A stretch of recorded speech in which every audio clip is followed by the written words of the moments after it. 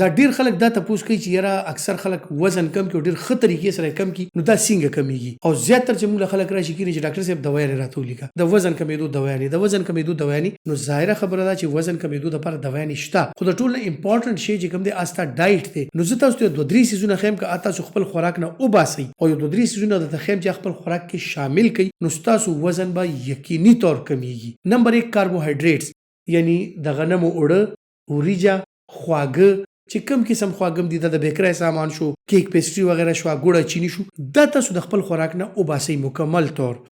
چمچ سره سبزی خوراک دغه سي فروټ چې څومره ډیر خوري دغه سي غوخه چکن مې دا چې څومره ډیر خوري دا تاسو وزن نه زیاتوي ناشته کې تاسو بوایلډ انډي خوري او دین علاوه یو څو سيزونه یعنی د کاوه کې خاص کر د لونګو د تور لاچی د دارچینی د زیره